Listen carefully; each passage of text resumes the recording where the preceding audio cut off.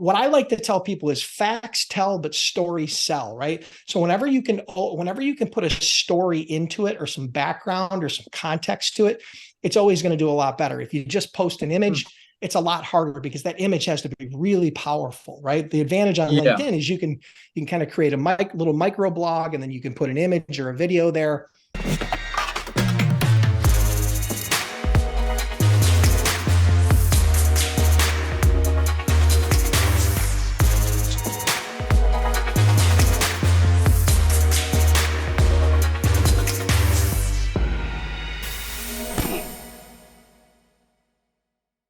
The trucking industry is crazy right now, and being a broker can be stressful. Managing your invoices, billing, collecting, carrier base, and cash flow can feel like an impossible task. But I can tell you, OTR Solutions has figured out the impossible. They eliminate cash flow problems for carrier payments and ensure margin funding in just 24 hours with broker invoice factoring. OTR Solutions takes care of billing and collection processes with your shippers. And with lightning quick and accurate invoicing, your customers will never need another broker to handle their freight needs. Kick back, relax, and let OTR take care of your brokerage. If you want to know more, and I hope you do, check them out at otrsolutions.com/freight-caviar to see what they can do for your business. Or give them a call. They love to talk to brokers at 770-882-0124. We've partnered with Ascend TMS, the world's most popular and top-rated transportation management system. It's the ultimate tool for all your freight needs. You can use our referral code RA-FreightCaviar!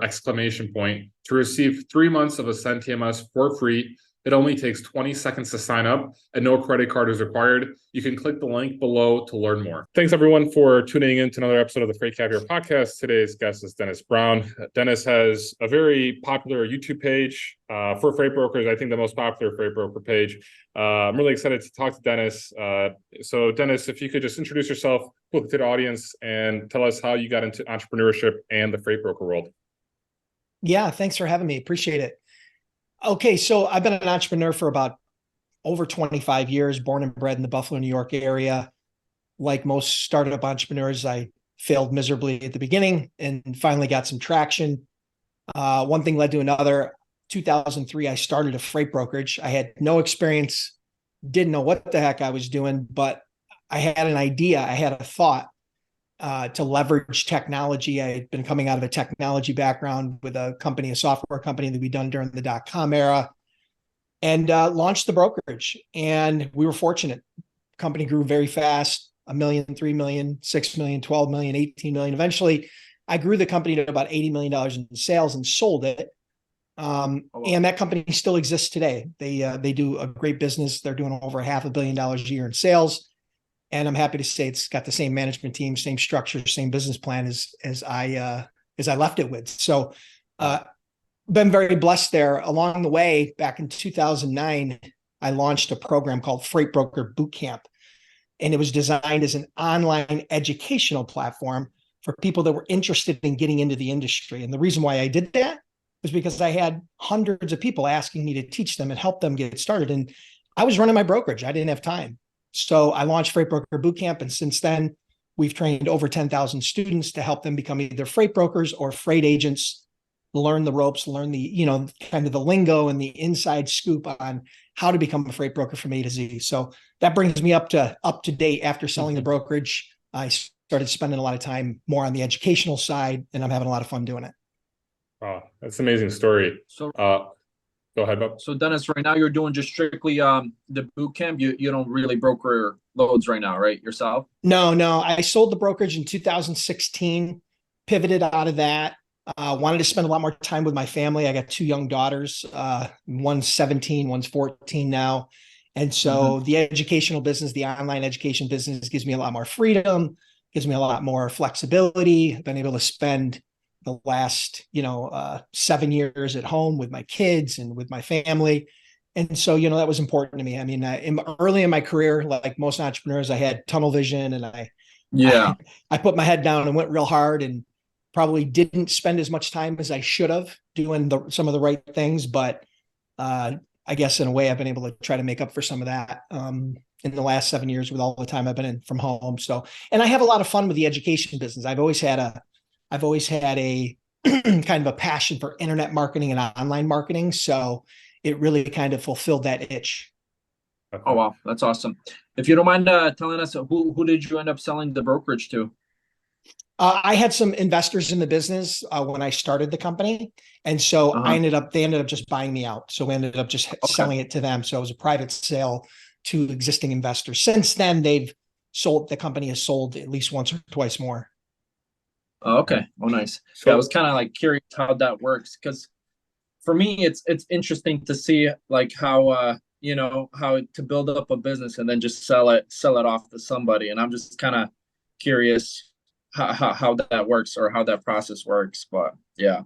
Yeah. So the sale of a business, whether it's a brokerage or whatever business it is, really the key to selling a business and maximizing the value is try to prepare way in advance, right? Hmm.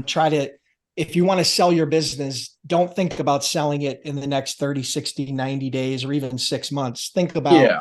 hey, am I going to sell the business 3 years down the road? And couple of the most important components to that are one, having really strong audited financials, the financials that somebody can trust when they look at your business, because that's the devil's in the details when you're looking at the financials. And then the Yeah. other key, depending on the size of the business that you are, depending upon what type of role you, the owner, play, right? So Uh-huh. buyers don't want to be too reliant on an owner that controls too much of the revenue, Right. right? Or So if like you control, micromanaging everything, I'm guessing, right? They yeah, want if you don't have a somebody. team, if you control too much of the revenue, I knew going into the business that my goal was to eventually sell it. I didn't have this dream of spending, waking up at 70 years old and running a brokerage. I mean, I love the industry, but I'm kind of a serial entrepreneur. I've owned multiple different businesses. I've been very blessed. So, I tried to keep those things in my, in my mirror, in my vision, so that I could, plan ahead so that when the time was right that, that we could sell it. And yeah. how do you reach out to somebody to buy it out, or how do you go about that? Like, how do you list the company for sale? Well, if Or you're looking to sell the business, a lot of times what will happen is you'll end up working with a business broker. uh-huh. So you'll either there's two ways to do it, right? You can go direct to buyers that are out there trying to acquire in your space, or Uh-huh. you can work with a business broker. Business brokers, they're kind of like a real estate broker for businesses, right? They know the Okay. inside outs, they know how to Yeah. list it, they know what the buyers are expecting, so it can expedite your learning curve a little bit. It's kind of like the difference between for sale by owner or selling it with a realtor. There's Yeah. advantages and disadvantages to both, but it's really the same sort of concept. So if you think about how you buy a house or a building, it's the same sort of concept. Most people go with a business broker because they don't know what to expect. And even though there's a commission there, it's probably worth it because, again, you make a mistake when you're selling your business, it can cost you millions of dollars. So it's worth a 100%. it's worth a commission. Yeah. Yeah. Uh, That's interesting.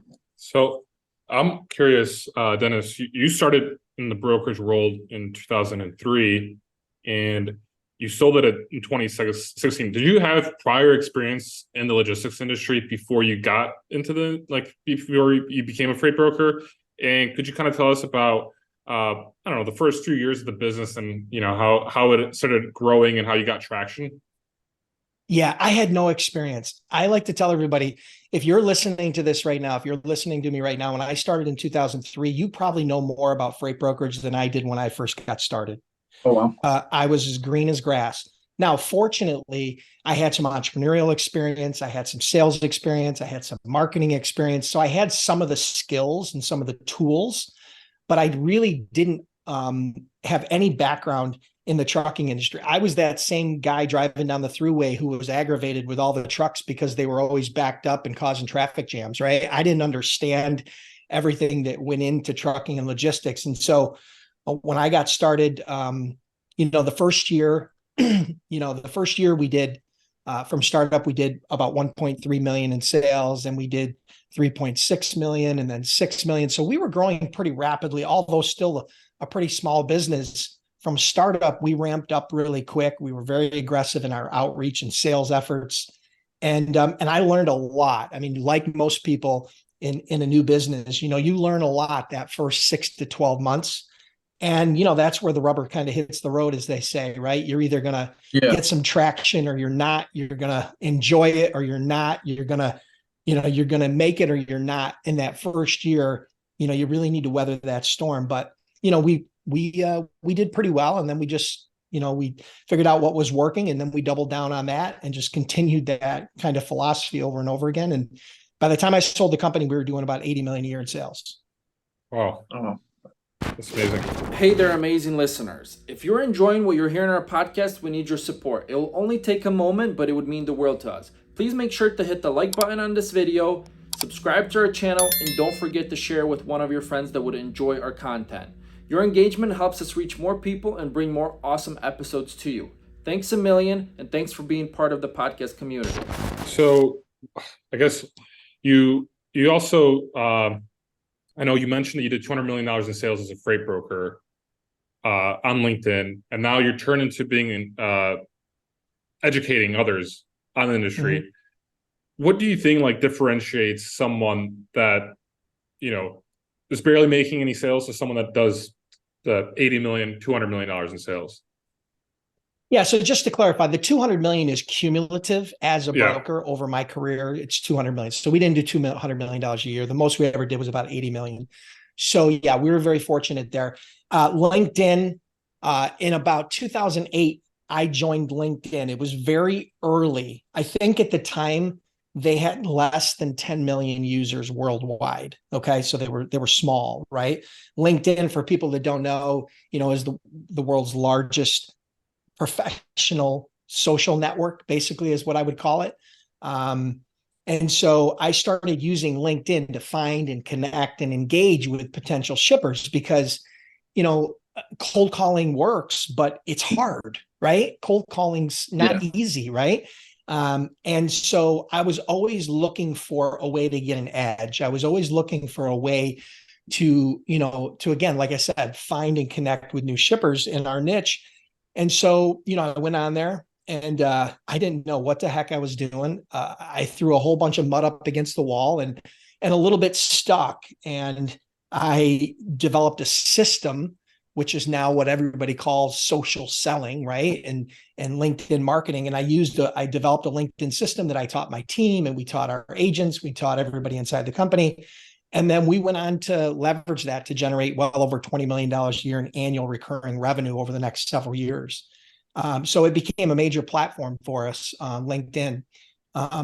So yeah, I maybe I missed part, but did I answer that question for you? Yeah, no, definitely. So you did ask something about what differentiates. I'm sorry. So what differentiates? Back then, to go off of LinkedIn, back in 2008, when there was 10 million users, it was a much different experience. It was probably a little bit easier because nowadays I know that shippers all the time get annoyed by the sheer amount of messages they get. So I guess, can you tell us maybe a little bit what would differentiate someone now? If you have a student in your class, what are some tips to tell them that this is what you should do to kind of stick out to the rest from the rest? Yeah. So there's pros and cons, right? It was easier and it was harder. Back in 2008, there wasn't a lot of users, right? There wasn't a lot of usage. People weren't on there using it a lot. So it was kind of that unknown. The tools weren't nearly as good. I promise you, they were very rudimentary and fundamental back then. There wasn't the robust LinkedIn that you have now. And so, but now it has evolved. I mean, you point to a really interesting, topic, which is the fact that LinkedIn marketing, social selling, social media, it's all changed, right? It continues to evolve. So today, what differentiates people, the couple things that you really need to do on LinkedIn really well to be able to flourish in 2023 and beyond is this. Number one, the fundamental, hey, you've got to have a really strong optimized profile. And when I mean optimized, I don't mean search engine optimized. I don't mean conversion optimized. What I mean is it needs to make the only goal of your LinkedIn profile is to make a good first impression with your niche, whoever your target market is, right? So there's some fundamentals you got to cover there with a header image and your your title and your about section and adding some multimedia. And there's some basic fundamentals. There's tons of information out there about how to optimize your LinkedIn profile. I mean, I don't want to dive into that, but that's step number one. You got to have a strong optimized profile. If you have some profile with with some sort of a cutout image of you standing next to your car, or or holding your daughter, or your wedding picture or something crazy in there, I don't think that's going to want to be the impression you're going to make. So optimizing the profile is real important. But the next step, and the part where people struggle the most, is with content creation, right? One of the ways to differentiate yourself, even though there are millions and millions and hundreds of millions of users on LinkedIn, there are very, very few users that are actually utilizing the platform to create content and to engage their audience at scale. So content marketing on LinkedIn is extremely powerful if you do it, and you do it consistently, whether that be posting memes like you guys like to create. Those probably go really crazy on LinkedIn and different social platforms. Micro blogs, videos, doing lives. Creating content is one of the ways to generate a lot of inbound interest and conversations, and to build awareness and trust at scale. So I think now these days, content is one of the differentiators. It's a big differentiator because there's not a lot of people doing it, and it allows you to position yourself in your niche as that expert or that resource or that trusted advisor, which is what buyers want, right? Buyers don't like to talk to salespeople, but they love to talk to experts, right? If they think somebody's really smart, they'll be happy to talk to them. But if your business card or your profile says salesperson, it's like the plague, right? They want to avoid you like the plague. Huh. That's interesting. That's interesting that you said that about LinkedIn, because I barely sit on LinkedIn, but I definitely should get more on it. I know Paul is way more on LinkedIn than I am, because I'm just on Instagram. Paul's all over LinkedIn. I see him there all the time. He's posting stuff all the time, and he gets a lot of engagement. I mean, he does really well with LinkedIn. So I gotta say, because I started off with Instagram on FreightCaviar on Instagram, and then I think after I surpassed 10,000 followers on Instagram, I decided to start posting on LinkedIn. And for a while, this is just talking about the FreightCaviar page on LinkedIn, I was getting a couple likes, didn't have that many followers, and then I had a couple memes just blow up. Like it had like 6,000, 7,000 reactions. Like I think impression wise, probably close to like 500,000. And then it got some traction. And I have to say that my revenue for FreightCaviar, literally all of it is, I think, from LinkedIn, besides maybe like marginal like revenue from Instagram, people that message me on Instagram. So like LinkedIn has been remarkable for me to get revenue for FreightCaviar, to actually make it a business. So it's been amazing. So I had to, and I think LinkedIn overall, all the tools it has, you can message so many people every day. So like we have a system where if you follow FreightCaviar on LinkedIn, you'll get a message saying, "Oh, thanks for following FreightCaviar. Would you be interested in subscribing to our newsletter?" And whereas on like Instagram, that's pretty difficult to do, because I think they ban you after, like block you after 50 messages or something. Whereas LinkedIn is pretty easygoing when it comes to that. So I 100% agree. LinkedIn's great. LinkedIn's a powerful tool because, again, especially if you're an entrepreneur, you're selling. I mean, if we're all entrepreneur, we're all salespeople, right? At one level or another. And so, it's that old adage, right? In order to get a customer, they got to know, like, and trust you. The cool part about LinkedIn is that you can check each one of those boxes without ever actually having a conversation, without them ever having to leave the platform if you do a really good job. Now, of course, in order for them to buy from you, right, you're probably going to have to get on a phone call or a face-to-face meeting or something along that lines, depending upon the product that you're selling, especially brokerage, right? If you're selling brokerage. But yeah, I mean, it gives you that platform to not only to tell a great story on why they can trust you. It gives you a platform for them to find you, but you can also position yourself as an expert where there's that trust level there and you can differentiate yourself, right? I mean, I think it was Sally Hogshead that said it best, and I say this all the time. So people that follow me, I apologize if you've heard this a million times. Different is better than better, right? So it's easier to be different than it is to be better, right? When you try to play the better game, right? Oh, I'm going to be better at technology, and I'm going to be better at pricing, and I'm going to be better at marketing and better at communications. That's tough, man.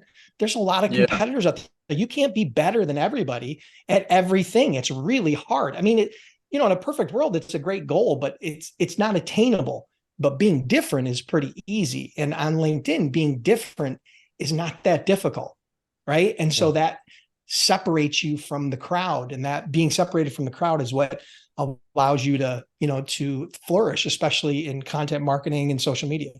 Yeah, I like definitely. that. I never heard of that, but that makes a lot of sense actually, to be just Yep. different and being better.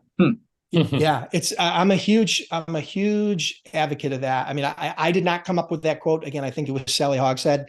I heard it in a speech years ago that she did, like a presentation at an event, and it just stuck with me. It just stuck with me, and I use it all the time now. So sorry, Sally. So do you get a lot of now that you have a platform where you're doing freight broker boot camp, do you have a lot of the students coming from LinkedIn? Is that where most of your students come from, or how do you? I guess how do you get the students to come to your boot camp? Yeah, so people find me predominantly through 3 channels. YouTube being probably number 1. So YouTube, okay, yeah, YouTube is probably the number 1 discovery channel. People go to YouTube when they want to learn something, right? That's a natural That's exactly tendency. what I do. Yeah, Yeah, I'll literally exactly. go on YouTube and No matter watch what like I want to learn. 30-minute video. Yeah, when I'm not a handy guy. When I want to learn something as simple as how to change a doorknob or how to fix this or how to fix that, I always go to YouTube, right? So that's where I went, a decade ago when I started doing video content. And so YouTube, that's probably the place where people discover me the most. Second is Google. We have a lot of content online. I've had the business for over a decade, so Google likes us. So we get a lot of SEO content from people searching on Google. And then the third one is probably LinkedIn. So LinkedIn is, a distant third, but the nice thing about LinkedIn is that the quality of the people that are seeing my content, they're business people, right? They're people that are business minded, right? So yeah, those are probably the 3 biggest channels where people discover and hear about me and then lead into my boot camp, if they want to learn more. Channel also, or no? Yeah, I do have a Facebook page, and we post to it regularly. So, it gets some traction. I think it has over 10 or 15,000 followers on the Facebook page. But yeah, if anybody wanted to check it out, you could just Freight Broker Bootcamp, wherever you're at, just look for Freight Broker Bootcamp.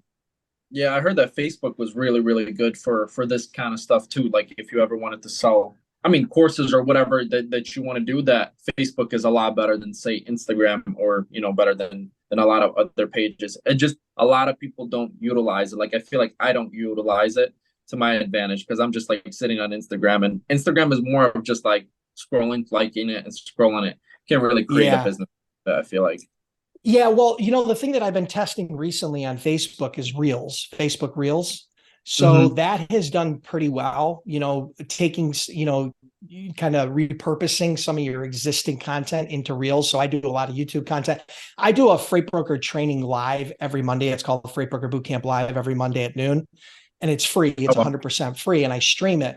But then I take those videos and then I repurpose them, places like Facebook Reels and YouTube Shorts and places like that. So, content, again, I practice what I preach, right? Content marketing, it can be a great way to build an audience, build your authority, generate leads. But, like anything else, people are afraid of what they don't completely understand and control. And so it prevents them. A lot more people now create content, obviously, but just not a lot on LinkedIn. I'm telling you, it's a very small percentage. If I had to guess, and you could probably find this somewhere, I would bet you that less than 2% of all LinkedIn users create content on a weekly or even a monthly basis. No, definitely. Very small. Most people just scroll, and I think that translates to other social media channels as well. But you're right. To actually pick your brain on this topic, just for example, Dennis, if you were to open up a freight brokerage right now, what would you be focusing on in terms of like content, the social media channels? What would be like your like kind of like main focus, and how would you attack it to land shippers? Yeah, so a couple things I would do right away. One of the first thing you got to do is you got to put your website together. You got to have you don't need to spend $5,000 putting together a website. You can put together a website these days for hundreds of dollars, not thousands of dollars. And you can literally get it started. And the reason why I tell you need to do that is because when you start doing sales outreach, one of the first things a buyer is going to do is they're going to try to vet you. They're going to try to find out, is this guy legit? Does he have a real business? Does he have any, does he have any history? Can I find out anything about him? He's going to go to Google. And if you don't have a website, if you give him your company name, ABC Logistics, and he can't find it on Google, boom, you're done. You're done. Yeah. Okay. You're out of the equation. You're going to get the Heisman from there on out. It's going to be very rare that if somebody can't find you on Google, that they're ever going to do business with you, because it's just everybody that's credible is on Google. The second thing is you're going to want to set up your company profile and your personal profile on LinkedIn, because that's the other place that they're going to go to try to vet you. If they can't find you on LinkedIn and they can't find you on Google, I mean, that's a wrap, guys. I mean, it's over. So you got to have those fundamental platforms set up. As far as, leveraging those moving forward, blogging is kind of the slow boat to China these days, but it's still valuable, because when someone hits your website, they can consume some of your content, and it can help position you as an expert, in your realm, in your niche. So it's still necessary, right? You still need to build content around your website, but it takes a long time to get optimized for Google to try to start giving you any love or giving you any traffic. So LinkedIn, you'll probably see a lot more progress on LinkedIn pretty quickly. And what I would do on LinkedIn just initially would be, I would go out and join some groups that are specific to my niche, right? If I'm in the steel industry, if I'm in the produce industry, if I'm in the oil and gas industry, if I'm doing import exports, I would join some groups, because now you're automatically kind of connected to the members in those groups, not a first level connection, but kind of a group level connection. So that's going to give you a good start. And then I would probably start posting content, right? I would start doing some outreach and building my network, because the way LinkedIn works is it's kind of there's the old Kevin Bacon, the 6 degrees of separation with Kevin Bacon, right? It's like, who knows who. So you've got to go out and start building a little bit of a network, so you get that network effect. Because if think about it this way, if you got 100 people that are your first level connections, and then they each have 100 people, and they each have 100 people, that multiplies up really fast, right? So you got to start building a little bit of a network. And I think content would be the way that you would differentiate yourself. So those are a couple of steps that I would take if I was a brand new broker just looking to get started. Okay. So as content, so say you're a freight broker, you open a freight broker, and you have a LinkedIn profile. What kind of content would you create? What would you post on there? Just like certain lanes that you run, or what kind of content would you post? Yeah. The most important thing is, do not make it salesy. Do not make it pitchy. Do not make it, look like you're desperate, right? Oh, I've got a load from A to B. Who's got a truck? It's not a load board. Don't post loads on LinkedIn. Okay. Yeah. I mean, honestly, don't go out there and say, hey, I'm the greatest freight broker in the world. If you guys need freight, if you need help moving your freight, call me, or click here, or hit reply in the comments. Nobody wants to see that, right? All you're doing is begging, right? That's what a lot of salespeople do. And unfortunately, it just doesn't work. The only people that respond to beggars are shippers that are desperate. And you know what happens when you find a desperate shipper, right? Either something isn't right, right? So, so I'd say content that I would post on LinkedIn, I mean, just some ideas. One of the things is, you can talk about your experience. So let's say, for example, like Bob, like you have a trucking company, right? So you own a trucking company. You could talk about your experiences related to trucking, and it will directly translate into brokerage. The reason why is because who better knows what it takes to pick up and deliver a load on time in good condition than a truck driver? Nobody. Yeah. Right? They're the hands, that are wielding and making it all work, right? So talking about stories and experiences that you have as a carrier will translate. And, that as long as it's not salesy and it's interesting, and including some images there, right? Another way to do it is if you have images of a load that you're moving, those always do well, right? Especially if they're interesting or there's a story behind it, right? So what I like to tell people is facts tell, but stories sell, right? So whenever you can put a story into it, or some background or some context to it, it's always going to do a lot better. If you just post an image, it's a lot harder because that image has to be really powerful, right? The advantage on Yeah. LinkedIn is you can kind of create a little micro blog, and then you can put an image or a video there. I also like video. Obviously, people love short form video these days. So video does really well, although people struggle with creating it sometimes because it's kind of nerve wracking. I'm sure you guys have all done videos, and Yeah.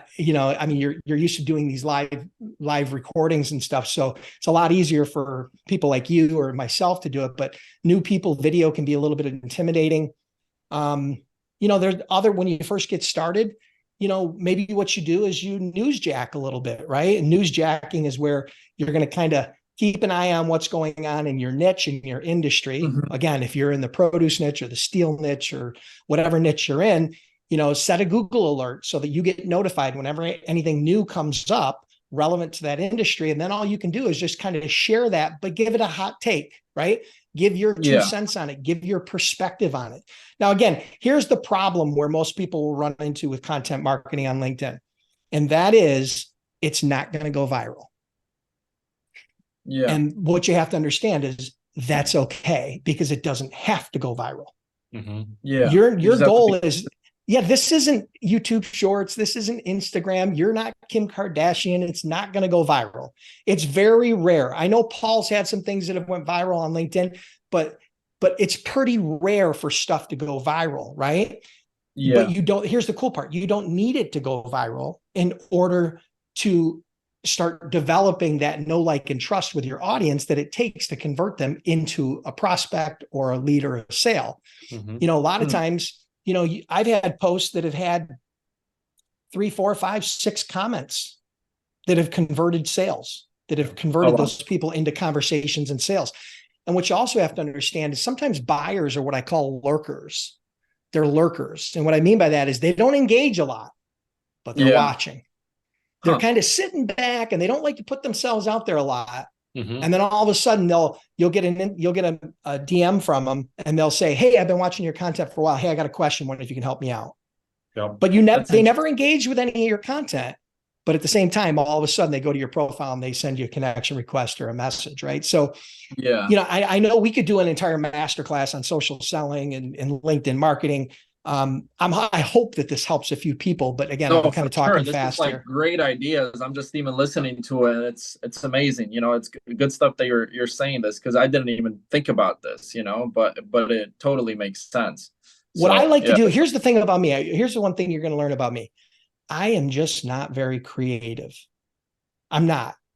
My daughter's super creative. My wife, super creative. I did not get that gene. So here's what I do. And this is what I think most people can relate to. Go on LinkedIn and find the type of content that you enjoy, that you think is compelling, that you think is interesting. Now, that doesn't mean you're going to be able to post that exact same type of content, because it may not be relevant to your niche, right? Right. So, but what you can do is you can create a parallel, right? You can create a parallel over into your niche. It's not going to be the same story. It's not going to be the same image, but you can take the same hook, or you can take the same concept, and then you can start coming up with ideas for your niche. I'm good at taking an idea and morphing it and making it my own. I'm just not super creative when it comes up to, coming up with some sort of a crazy viral video or image or whatever. Yeah. That's not the talent I have. It's funny that you say that, because when I create memes, I follow all these like golf pages on Instagram, and they create a lot of memes. Like I enjoy their memes a lot. So sometimes I will literally like steal one of their memes, but they make it into my own. That's trucking related, So that makes total sense. Yeah. Plagiarism is the greatest form of flattery. Yeah. Right. The best artists steal. That's what Pablo Picasso says, right? Or said. Yeah. As long as if you're directly taking someone, give them credit. But if they just inspired you with an idea, that's what it's about. Right. There's nothing wrong with that. And I think some people struggle with that. They have a fear of putting themselves out there because they don't want to seem a certain way. But, in this day and age, the thing that freight brokers and trucking companies and the trucking industry is in general has to understand is there's a difference between sales and marketing. And that is something that most people don't really grasp. I think they understand the fundamentals of it, but they don't understand the importance of both. But they also don't understand how they intertwine. The transportation industry, particularly brokerage, is very sales oriented, outbound sales oriented. And that's important. Don't get me wrong. Yeah. You have to have a process for doing outreach and following up and building a sales funnel. You have to do that. But you also, in this day and age, it's easier than ever to do the marketing side. We've talked about 50 ideas on this podcast of how to market your business on LinkedIn and through your website and all the different ways. We've talked about that. And the cool part is most of that is free, right? Or inexpensive. Yeah. And so, today is the best. I mean, it's never been easier in the world. And I've been an entrepreneur for 25 years since the internet has come around, that it's never been as easy to get your name out there, to get your word out there, to build your brand. Yes, it's crowded, but you also have an opportunity that the people before us never had, right? The reason why paid advertising, then you can do it for sure. What's that? If you have the time for it, then you could do it. You have, all you need is a cell phone and the internet, and then you could post on there and you could reach millions of people. Yeah. And everybody has the time. The problem is they can't overcome the fear, right? The fear of what everybody's going to think and what their family's going to think and what their friends are going to think and what some stranger is going to think. I mean, I don't want to make this some woo-woo, motivational speech, but I mean, the reality is, it's 100% true. That's why I kept my page. Actually, I didn't even tell anyone that I was running this page. I mean, I was creating memes. It wasn't like, it was nothing business. I just did it as a hobby. But I literally kept my page on the down low without telling anyone until I reached like 20,000 followers on social media. And then I told people about it. But dude, memes are hot right now. Memes are hot right now. And memes aren't easy to do. It's time consuming to come up with memes. Like you said, you go and scroll through all these Instagram pages that you follow and you're trying to garner some inspiration. How many different posts do you have to look at to find some inspiration for a meme? Exactly. Probably a lot. Oh yeah. Right. But memes are hot right now. Yeah. And for me, I think it was especially now that I'm running a legit business, that we have a trucking company, it's hard to do two things at once. Because when I was just a driver, because I used to drive back then, and that's when I created the page. It was so much easier because I'd be just driving. I would have kind of the time to do it. I would have ideas from me driving and posting stuff about it. But now that I'm sitting in the office, and every time I get drained out from all this stuff, it's hard to create some kind of meme content. But yeah.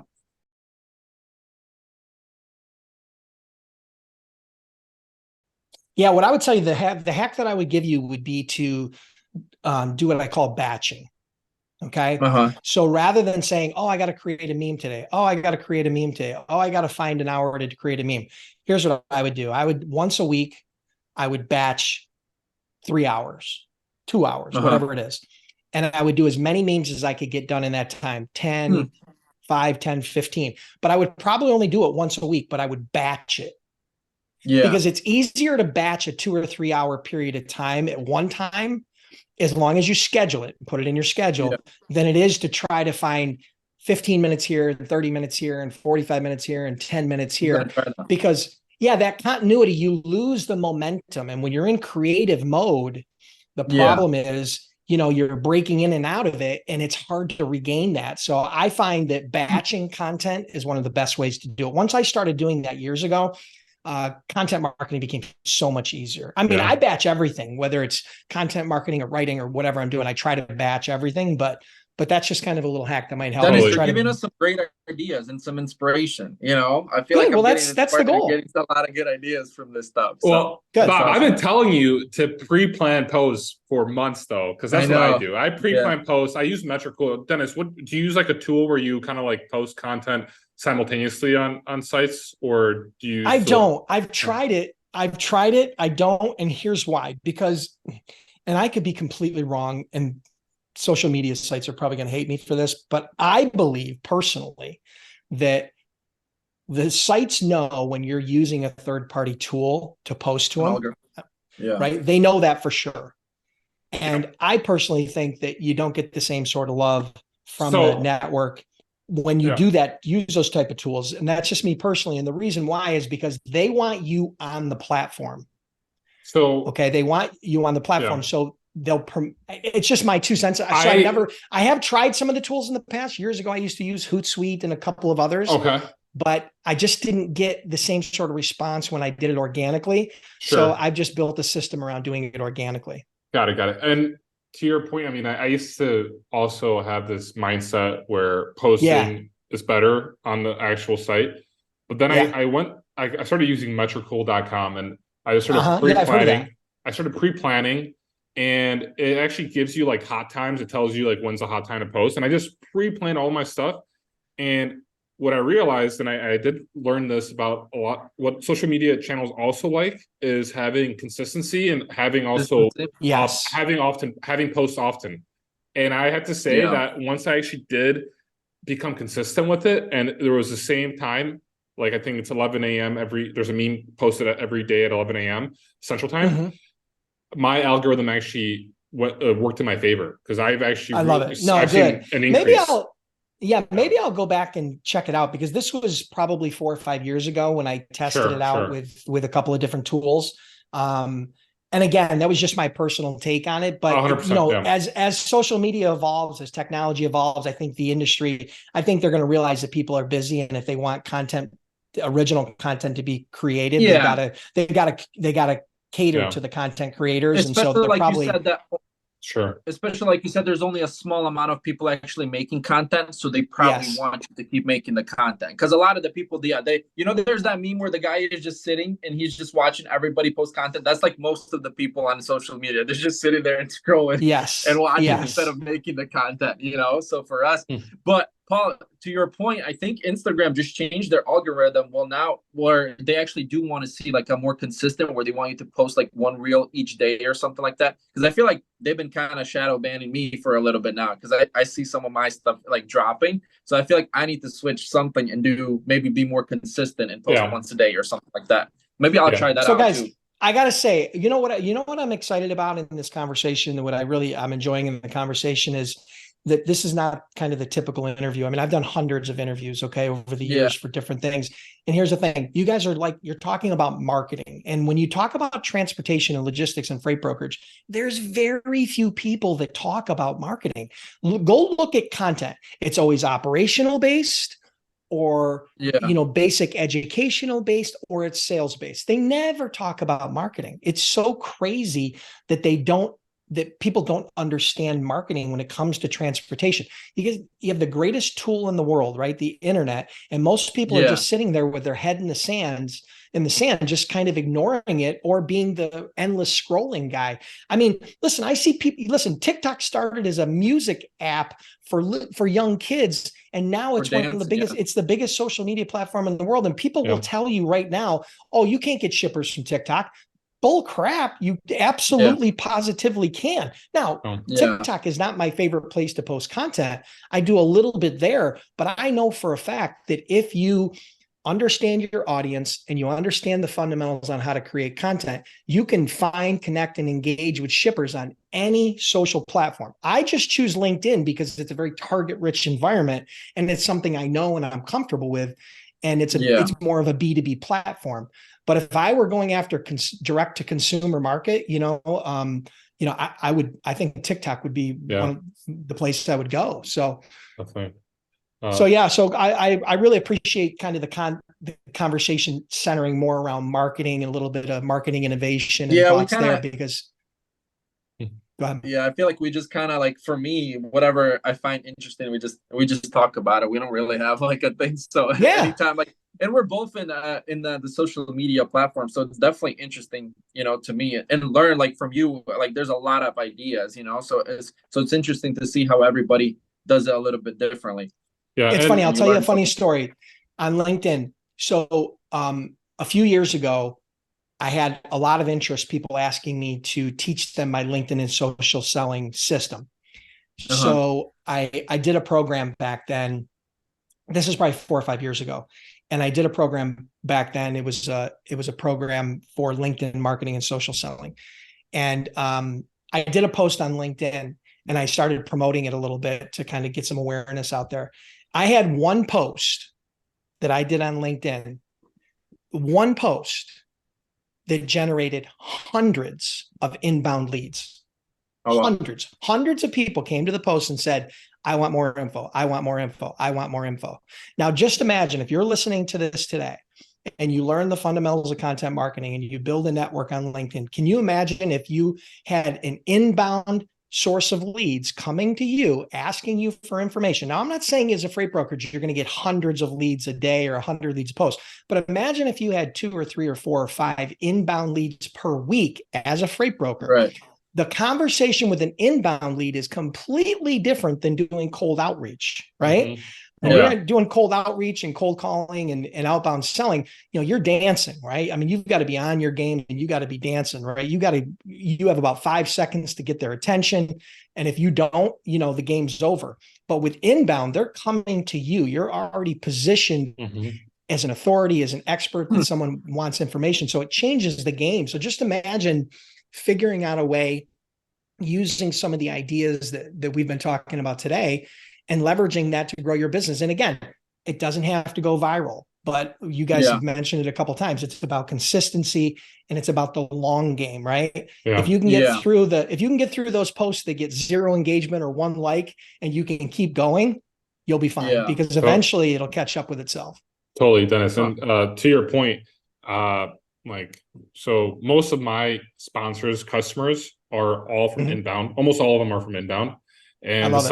And once they come to you, the selling is almost done because it's like, okay, just send me what does it look like, the sponsorship? And it's like, okay, so I have to say that it's creating content is a lifesaver. And it's, if you focus on creating content and creating good content, because for me, I actually have to give credit to Bob for giving me inspiration to start my Instagram page, because I've been following Bob when I was a freight broker. Bob was You're welcome, Paul. Everyone would be laughing at Bob's memes in my office. We had there was 20 brokers in one room, and we all be opening up Bob's memes and just laughing. So, and then I started creating content more directly related with freight brokerage, and I always I saw the content that was out there, and it was really dry, there was everything you saw was just dry, but it's why can't you make this fun and interesting? Because it's actually a really great industry to be part of. There's a lot of interesting stuff that goes into play into the logistics industry. It's there's economics, there's business, sales, marketing, and it's when I had this concept for FreightCaviar, it's to take maybe a little bit of Barstool Sports, but more Morning Brew, and make it more freight broker niche related. And I honestly have to say that if you're creating content, I don't know anyone that's created content and regretted it, because it's always led to sales. It's always led to meeting great people, and that's how we met Dennis. Yeah, is 100%. through content. So, well, I'll tell you, I'll tell you what's one of the things that's kind of on my roadmap moving forward, right? So I created Freight Broker Bootcamp back in 2009. That's the startup program, had over 10,000 students go through that. People could still enroll in that today at freightbrokerbootcamp.com. But about almost 2 years ago now, I created what's called my Freight Broker Sales Accelerator, which is an advanced freight broker sales training program. It's not just a sales training program like you can buy or a book on sales training. It's actually catered specific to the freight brokerage industry. And so I created the Freight Broker Sales Accelerator, and that's where I took everything I know about sales and a proven sales system, and I put that into a program, right? So that's done really, really well. I think we've got over 600 students that have went through that just in the last year or so. But here's the thing, the roadmap going forward, and we're talking about marketing, I want to create an entire program for freight brokers directly related back on how to leverage marketing to build your brokerage, but it's catered specifically to the freight brokerage business, right? Much like I did with sales. So that's something that's on the roadmap, because I think that this conversation doesn't happen enough. And I think that people don't have they don't know where to go in the trucking industry to do that. Yeah. And so I want to give them a resource. And, you guys are this conversation, and I'm sure a lot of other conversations, and your content itself has probably inspired a lot of people to start thinking in different terms about marketing their business, not just selling. And don't get me wrong, you're not going to be able to just get on LinkedIn and post content as a startup and think that you're going to grow your brokerage or get cash flow positive right away. That's not going to happen. but they both have to happen simultaneously. So you're going to have to do outbound sales, but you also need to think about marketing, right? Because that marketing component, I'm a big believer in differentiating yourself and positioning yourself as more of an expert or a resource. So content does that, right? You know, the thing that you guys are doing with the podcast, any freight broker out there right now could start a podcast, come up with an idea about a podcast, something that's compelling to their niche, and could publish their first episode tomorrow. Yeah. On a podcast for literally next to nothing. Podcasting is a great way to create content, right? You guys are doing it. I have a podcast, Freight Broker Bootcamp podcast. You know, I launched that a couple of years ago. I love podcasting, right? Whether it's on video or just audio, but it's never been easier to market your business than it is today with the tools that we have. I mean, we're spoiled. I'm a little bit envious because I remember back when I first started as an entrepreneur back in 1994, none of these tools existed. Back then, it was hard. It was hard. Man, nobody knew who you were. If you weren't out pressing the flesh, you weren't making sales. It was tough. Yeah. You know, I mean, high tech back then is when you used to fax blast people. I mean, you'd send a fax out to 100 or 200 people a day, and you were like just hoping that somebody would, you know, you'd get somebody's attention. That's so funny. I mean, it was miserable. I mean, I didn't even know that did it ever work? Man, it was a true numbers game, but occasionally you'd stumble across a sale. And depending upon the type of product you were selling, as long as it had a good lifetime value, you know, and there was a good revenue stream and it was recurring, it was probably worth it. But I mean, back then it was terrible. Now it's, you know, this tool right here has more power in it to create content than any tool that existed back then. It's crazy. So Dennis, I'm just curious because I know we started the conversation with you telling us how you sold the brokerage, and I kind of wanted to touch on that again, where you had the end in mind, where you were like, I want to sell my business from the get-go. You kind of like were thinking about it. Could you tell us kind of like how you structured your business to be able to sell it? Because obviously you had to take yourself out of it. You had to work on the business, not in the business. Could you give us some kind of tips on how Bob and I could do that? Like for me, running FreightCaviar and Bob running a trucking company, how we could get ourselves out of the business. Yeah, I'm going to give you 2 or 3 things, right? One is hire people that are smarter than you. You hear that from a lot of people these days, but most entrepreneurs will avoid hiring someone that's smarter than them or better than them out of ego or out of fear, right? So you need to hire smart people. Find people that are smarter than you, better than you at whatever job they're in, right? So me personally, I do not like the financial side of the business. I do not like counting beans. I do not like doing financials. I don't like that at all. I always outsource that. It's either insourced to someone who's highly educated and really good at it, or I outsource it, right? So find somebody that's better than you, and don't hesitate hiring really smart people out of fear or ego, right? You're going to have to build a team around you. And when you first start and it's just you as a startup, it's just you standing there alone with a phone and a cell phone, and a computer, trying to rustle up some revenue and some sales. But eventually you're going to hire some people and you're going to build a team. So you need to build a leadership team. And that leadership team, you need to empower them, right? I made a lot of mistakes in this realm in my career as an entrepreneur. And a lot of them came back to those 2 things that I talked to you about: fear of losing control and ego, right? And so in the brokerage business, I finally learned that you need to build the team, you need to empower them, and you need to have an entire team around you, because you can't do it on your own, right? You can't build a big business on your own. Can you build $1 million freight brokerage just as a solo broker? Sure. Can you build a $5 million brokerage with just a few people that are working dispatch and covering the loads and doing that? Sure. But you'll never build a $50 million business without a real team. It's just not going to happen. And so building a team. The other thing I would tell you when you're looking to position it for the sale, one of the things I had early on that was kind of a mantra was I really wanted to diversify my revenue. One of the mistakes I see a lot of brokers making, and entrepreneurs in general, is they'll have 2 or 3 or 4 customers that control 80% of their revenue, right? So they're very leveraged into those 2 or 3 customers. And so what happens is when a buyer comes in and looks at that, it creates a lot of fear and anxiety. It's the old what if they lose this big customer and they lose 50% of the revenue? All of a sudden, their math equation goes out the window and it's not going to be very profitable. So what I did is I took more of the mutual fund approach. And what I mean by that is rather than buying an individual stock like an Apple, you can buy a mutual fund that owns Apple and Microsoft and Google and Meta and all these different stocks. So you want to diversify your customer base. And I'm happy to say that when I sold my brokerage back in 2016, I don't have the exact numbers, but I think the numbers were the largest customer we had did less than 8% of our total revenue. Oh, well, that's good. So diversifying that revenue de-risks your business, not only for you, but for a potential buyer. Yeah. Right. And then, so building a team, de-risking the business, the financial side of it, you got to have your financials tight. Make sure that if you're looking to sell this thing in a year or 2 or 3 or 5 or 10 years down the road, make sure that your financials Paul, he's are talking tight. to you right now. Did you finally hire an accountant?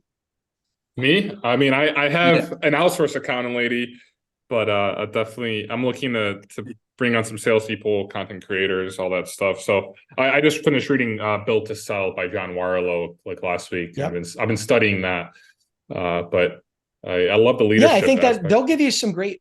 Built to Sell will give you some good frameworks. I think you're on the right track. The key is, Paul, is like we all have done, right? We've all learned things and then not deployed them, right? I've done it. I do it still to this day, right? You got a great idea and for whatever reason it gets thrown on the back burner. If you're serious about positioning your business for sale down the road, then, it's that old adage, when's the best time to plant a tree? 20 years ago, right? When's the next best time? Today, right? Yep. And you got to start doing that because it's going to, it might take you 3, 4, 5 years before you're in a position to do that. But when you're ready, you can pull the trigger, right? And so the advantage, if you do these things in advance and you put those as a part of your routine and part of your process and a part of your business plan, when the opportunity strikes, when a strategic buyer comes to you and really wants your business, you'll be in a great position because you're going to be able to just literally pull out the files, bing, bang, boom, give them the audited financials, give them everything they're asking for. And all of a sudden they're going to be like, wow, this guy runs a tight ship. Yeah. And he's got his, because most sellers, when a buyer comes to them, they're like, oh, well, yeah, it's going to take us 3 months to put together the financials. And they're like, no, we're not interested in you because we know your financials are a mess already. Yeah. Totally. So those are a few things. I think de-risking, hiring really strong people around you and building a real team. And then the financial side of it, those are probably 3 really good components. Oh, then document all of your processes, anything that touches revenue, anything that's associated with revenue in any way, shape, or form. You need to document those processes, including how that revenue comes to play. Is it from your content marketing and how that content is created and posted and generates revenue? Is it from your sales efforts? Is it from wherever it's from? If you're a freight broker, documenting that sales process of how you're generating the leads, how the sales process works, how they do pricing, documenting the processes on anything that's revenue related, and putting them in like an SOP, right? Like a standard operating procedure where if somebody asked you, so tell me about your sales process, you could hand them that document and it will document and walk them through that entire process. And they're going to be like, oh my God, this guy's on it, right? He knows exactly what he's doing. So those SOPs will also come in handy when you're hiring people, training people, right? So those types of SOPs for anything that touches revenue will be really valuable to you. Definitely. Wow, Love it. that's awesome. So our time is kind of coming to an end, but I had, if you want to kind of touch base on this, I don't know if you wanted to do this in the podcast or not, but for me, it's very interesting because I see you have the Freight Broker Boot Camp. Can you tell us a little bit about, I guess, not the actual boot camp, but the business behind it, like how it works? Because I was actually thinking of creating, I have a big platform, right? And everybody, I dispatch trucks too. And everybody's interested in dispatching, how dispatching works. And I actually thought about creating a course just for dispatching. So I'm kind of interested, if you don't mind, just talking about, how like the business side of boot camp and is it worth creating something like that? I mean, obviously it's worth creating because you're helping out thousands of people, right? That they're learning something. And I mean, we're Yeah. learning from you just even being on this podcast. So I'm 100% sure that your boot camp is worth all the money. You know, I might even join it, but I'm just kind of curious in the business side of it. Yeah. So, online education is a huge industry and it just continues to grow. When people want to learn something, they go online. They're going to start on YouTube, or they're going to go to maybe TikTok and they're going to search. But a lot of times that doesn't scratch the itch, right? It doesn't it doesn't dot all the I's and cross the T's, but it's gotten them to the point where they're like, listen, I think I really want to go for this, whether it be dispatching or freight brokerage or whatever it is you're trying to learn. And that's when they'll go out and they'll search for a course or a program or a coach or a mentor or someone like that. So I think the online education space is an incredible space to be in. Some of the challenges associated with the space are, of course, creating content, right? We've been talking about that for a while. Yeah. Courses are content oriented. They're usually digital in the form of some sort of articles or playbooks or frameworks, or they're video driven, which is what a lot of content is these days. So where a lot of people get hung up is they'll say, I've heard this so many times. They'll be like, oh, Dennis, I've got this idea for a course and it's X, Y, and Z. And I'll go, so how long have you been thinking about this? They're like, well, it's been about 4 or 5 years. Yeah.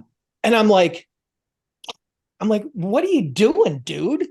4 or 5 years? What are you sitting on? You could have tested the thing in the next 2 weeks and found out whether it was legit or not, right? Or whether there was any opportunity there or not.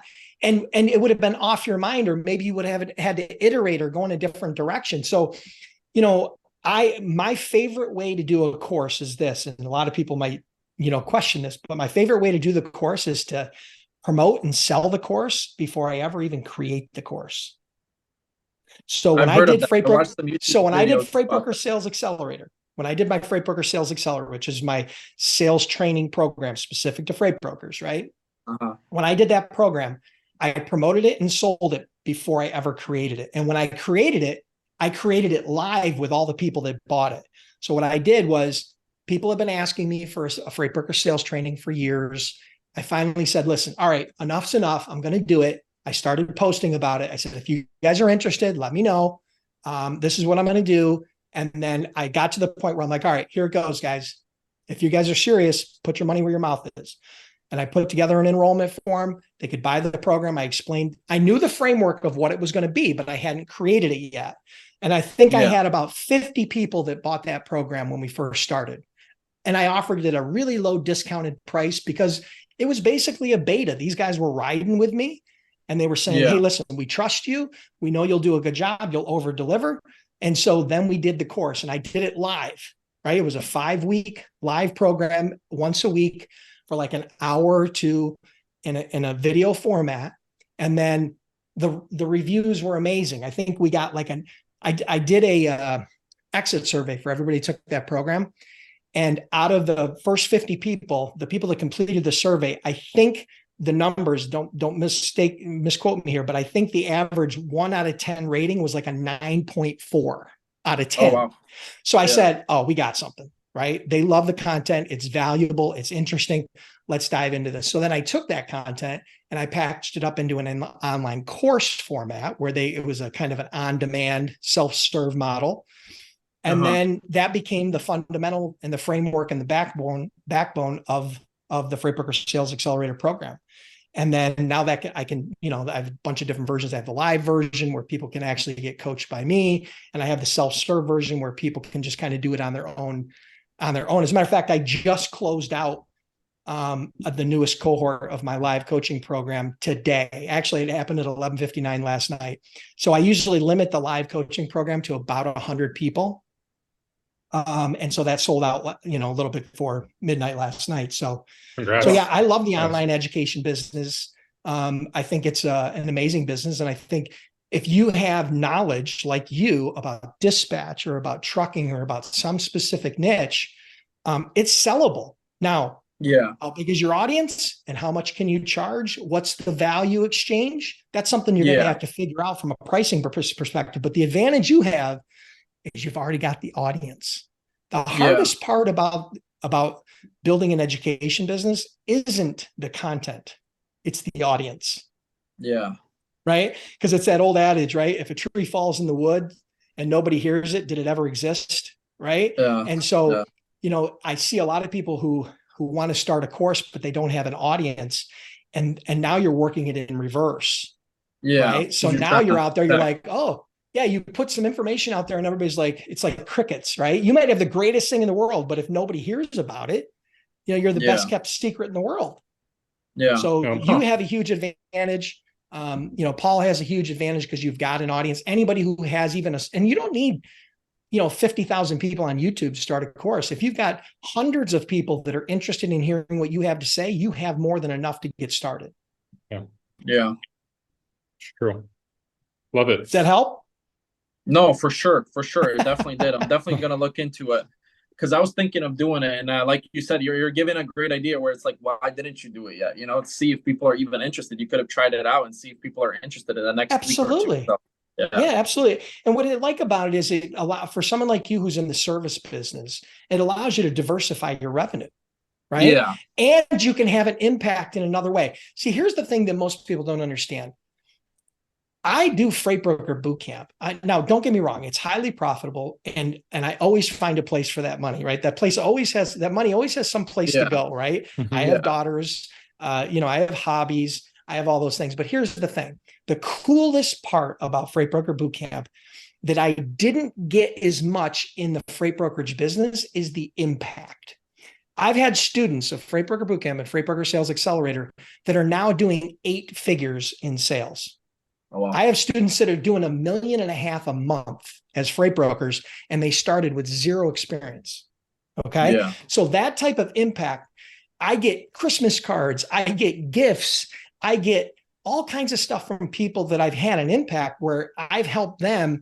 And that's the coolest part about the education side of the business, where it's been kind of like I didn't realize it coming in that it was going to have that same sort of impact. And for me, I built that business. I was really fortunate to build the brokerage and sell it, and kind of have that, security. But the thing is that, when you start getting into, I'm 53 years old, right? When you're a little bit older entrepreneur, you start thinking about, a little bit more about legacy. And I think my legacy, besides my kids and my family, will be the impact that I've been able to have on the logistics and transportation industry and the families that are in it. I mean, my goal by the time that I die, I've helped 1,000, right? A minimum of 1,000 businesses generate over $1 million in revenue. Now that's impact, right? Multiply 1,000 times $1 million. What is that? $1 billion? Yeah. I've been able to have $1 billion a year in annual impact. That's pretty cool, right? That's some cool stuff, right? That's the stuff I kind of get chills about, because that's the sort of impact that, that you can have as an educator if you've got good content and it's valuable. And, that's why the online education business is so popular. Well, if I decide to do it, I'm going to reach out to you. You can help me out. Of course. Start it together. Of course. No, this was great, Dennis. This was a lot of information. I learned a lot, and I feel like we got to do a part 2 and just dive in even deeper into everything. But I got it. Yeah, I got to go because I got the dispatch trucks. I've had like 5 missed calls already from drivers. So this was a great conversation. If anybody wanted to reach out to you, where can they find you? What's the best way to find you, I guess? I think if people are curious about me, the 2 places I would send them would be YouTube and LinkedIn, right? So if you want to check me out on YouTube, you can go to freightbrokerbootcamp.com/YouTube. It'll direct you over to the channel. Or you can just search Freight Broker Bootcamp. You'll see my bald, shiny head. And I usually stand out. And then, or LinkedIn, you can go on LinkedIn and find me. Just search Dennis Brown Freight Broker or /Ask Dennis Brown. So those would be the 2 places that I would think that most people would be able to start having a conversation with me. And reach out if you guys have questions. Anybody who's listening, reach out on one of those channels. I'll be more than happy to help. Awesome. Thank you very much. Thanks for coming on. And thanks for coming on. Great.